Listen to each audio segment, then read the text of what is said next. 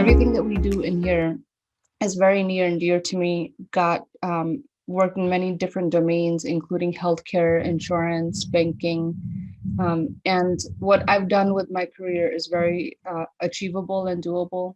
So we do lots of these training sessions in smaller pieces and chunks because I really want you guys to understand the small pieces that go into making and delivering IT projects. And it actually is it's a very rewarding career choice.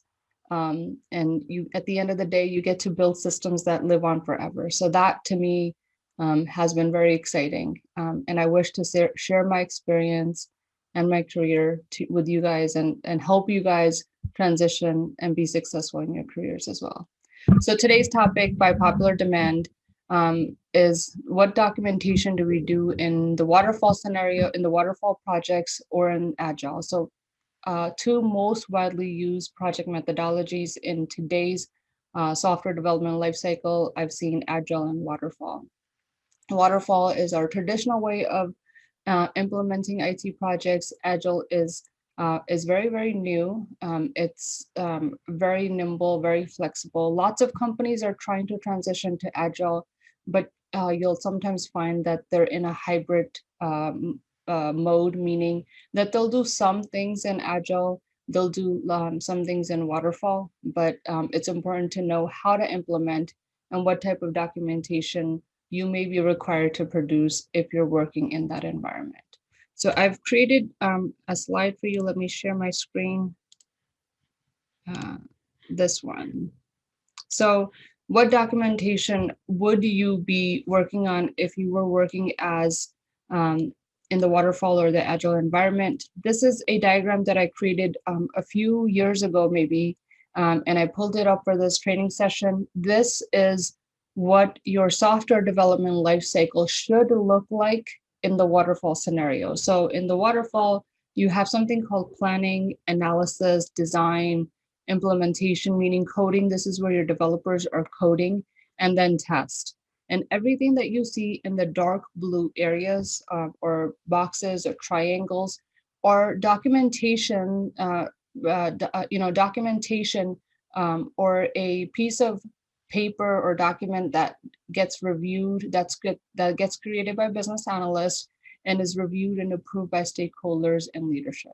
Okay, and we'll go through what all of this means in just a little bit, but I wanted to have you guys take a look at this picture. And this is why in the waterfall scenario, our projects take anywhere from 16 to 18 months, because all of this stuff is done ahead of time, meaning you need to do lots of this documentation, at least up to design, before coding can start, right? And that's why our projects take, in the waterfall scenario, take a very, very long time. Like, for example, you need to plan out exactly what your project is going to look like. You have to define scope. All those requirements have to be defined in the analysis phase. We have to design what this product looks like, and then coding can start. And then what that means is typically coding itself can take anywhere from 2 to 3 months, depending on the size and complexity of your project. And then you go into something called user acceptance testing. Okay, and in the Agile environment, we typically have a vision of what we want our product to look like. We're typically very clear on what the MVP looks like, which is a minimal viable product. And then once we know, have an understanding of what our MVP looks like, we build that out. And then we have subsequent releases or sprints thereafter to keep building and improving that product. So that product typically will take more than what the timelines look like for waterfall in the Agile environment. But when we build something using the Agile methodologies, that product is very well received because it's got continuous improvement and customer feedback. So it becomes a very stable product once it is delivered. Does that make sense, you guys? Okay, so let's talk about waterfall, then I'll talk about Agile, and then we'll finish it up with any questions you guys may have. So this is waterfall. You start with planning, and as a business analyst, you're typically helping out with creating a project charter, sometimes, sometimes project managers do the project charter or the requirements management plan. All organizations are different. So it could be a BA, it could be a PM, but it would be a good idea for you guys to recognize what these documents are. If you need templates, go Google them. Google will always be your best friend. I still rely on Google, and sometimes I don't know what terms I'm hearing. Sometimes they're industry specific, but in terms of standard documentation, go find them on Google. You'll find lots of templates.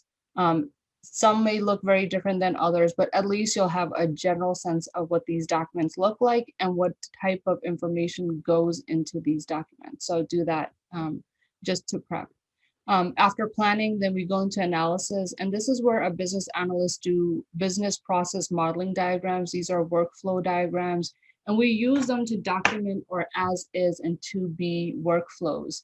And those typically are extremely helpful. You could be using your use case diagrams in here. And all these tools, when we talk about business process modeling diagrams, is to help us understand what it is that we're building, help our customers understand what the end-to-end flow looks like.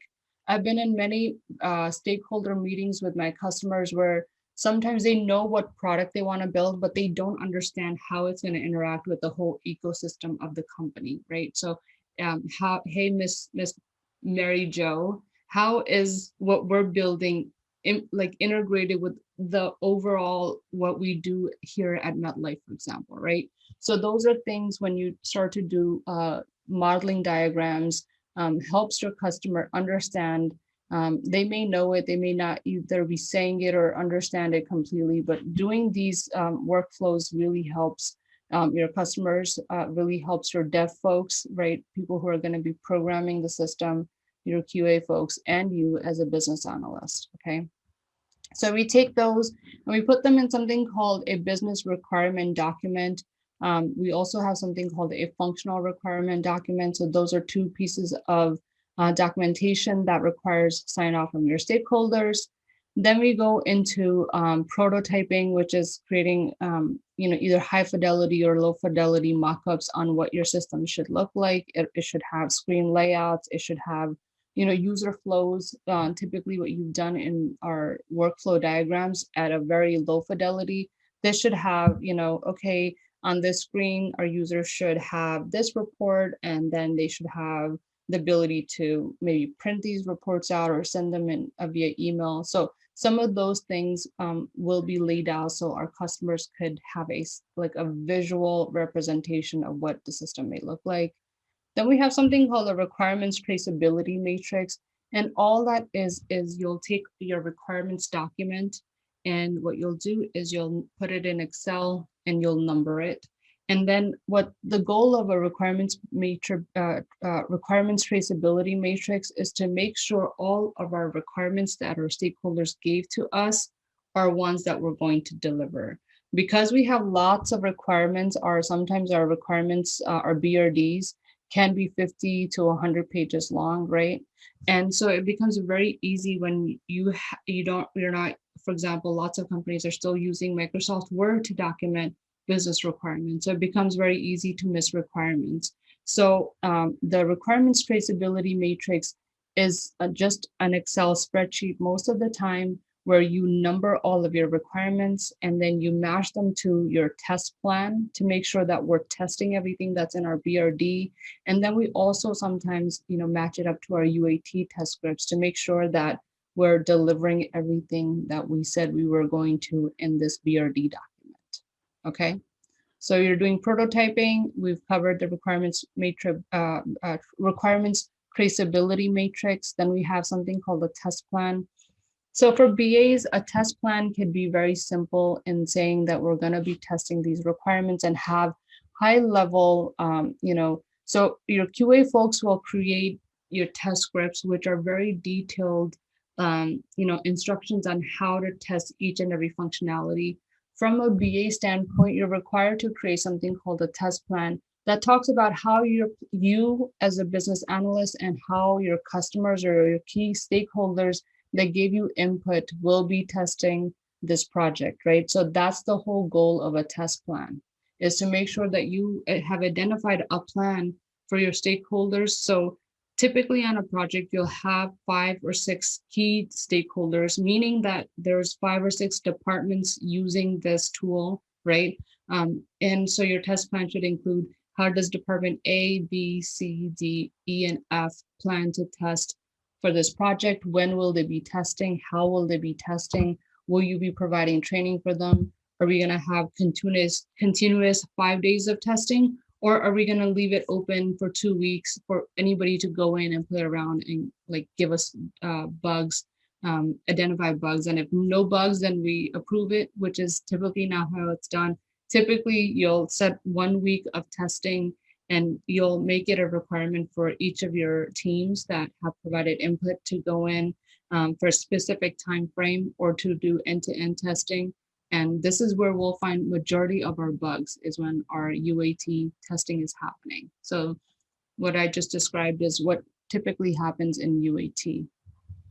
Okay, that was a lot of information. You guys have questions on this? No, I'm good. Okay, good. So everything else that is not in blue is still are still items or documentation that happens, but it's not something that business analysts are responsible for. The ones highlighted in blue are the ones that our business analysts would be doing. So in Agile, so there's lots of documentation in Agile as well. Lots of times when you read, how to do projects in Agile, what you'll find is that they talk about the lack of documentation, which is kind of not true. It is true to an extent because there is less documentation required in Agile, but there is what we call just-in-time documentation, meaning that we're not planning stuff out at the very beginning of the project and then going by the plan. We are, documenting things as we need to. So in Agile, as I mentioned, you'll have different releases, right? So sometimes 3 sprints can make up a release, right? These are in a release, we're releasing functional not documentation, functional, how do I call this? In each release, you are giving out or delivering something that is functional, right? So it could be a login screen or a login mechanism. It could be you're allowing your customers to do registration. You're in a release, you're doing something that's functional. It's not half-baked, right? So that's the definition of a release. So in each sprint, as we're doing this documentation, but before we get to the sprint, at the very beginning of the project, we need to have a product vision or a project charter, which we have typically in the waterfall scenario as well. And then at the very beginning, we need to identify the technical architecture or the tech stack that we'll be using. So typically what happens is when we start a new, we develop, we have a project that's approved. We're thinking that we want to do Agile, and Agile is not something that you can go into work one day and your team decides that now we're going to start doing projects in Agile. It's a huge transition from Waterfall. So if your company is a Waterfall shop, then your company is a Waterfall shop. If your company is an Agile shop, it's an Agile shop. Sometimes, very often, we'll see that they're trying to transition to Agile, and they're kind of getting stuck. So it'll be an hybrid model. So it's not like you're going to get assigned to a project and all of a sudden it's going to be Agile, right? It just doesn't happen that way. But in Agile projects, or even in things that we're thinking will be in a hybrid model, typically we'll talk about what the project is, the developers will come in board, and we'll talk about, what technology are we going to use. So we'll have a very, very high level technical architecture or talk about the technical stack that we'll be using for this project. And that happens at the very beginning, right? And then ongoing efforts, as we're going through each sprint and each release, these are things that we will be working on. So these are called just in time. We'll have a product backlog. We'll have a sprint backlog. We'll be documenting user stories and including the acceptance criteria. We'll be doing our test scripts and test plans.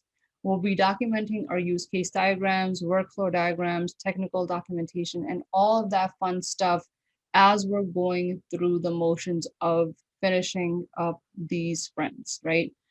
Technical documentation are developers, people that are programming our software. They're supposed to go back and document it as they're building it out, right? So typically in the waterfall scenario, once we're done with prototyping, this is where our systems analysts or developers will be documenting our technical requirements, right? And in Agile, they're supposed to be doing it as they're coding those items, because the thought process is it's fresh in their mind, and it, because they're coding it, shouldn't take them that much longer to just complete their technical documentation as they're coding their functionality or the user stories that they're assigned to. Does that make sense, you guys? Okay. And then Yes. I have another document. So this is another training that I've done in this group previously. If you wanted to find it, you could go back in the past videos and look for it. This talks about the sign-off requirements, right? So when you're in Waterfall, who needs to sign off on your documentation? So you're creating all this documentation. You guys need to understand who's your audience for these documentation and who's going to sign off on it. So in the waterfall scenario planning, if you're doing your project charter or requirements management plan, it's so for your project charter, it's going to be your project sponsor, leadership of key stakeholders, meaning so if there's 5 departments that are impacted that are going to be giving you inputs, the leadership of those departments are going to be signing off on the project charter. And what that means is that when you have signed off on a project charter, your project is official, and having those key stakeholders, leadership of key stakeholders sign the project charter means that they're giving you permission to talk to their team members as a collaborative project. So that's what that means. Requirements management plan, your project manager typically is the owner of this. So if they're not creating it and you are as a BA, then just your project manager will need to sign off. In analysis, we do something called a BRD. The people that sign off are your project sponsor, project manager, leadership of key stakeholders, dev leadership, and QA leadership. So it's very important. People miss this. Your requirements document, your dev and QA leadership needs to sign off because now they're committing to doing this project with the scope that's listed, right?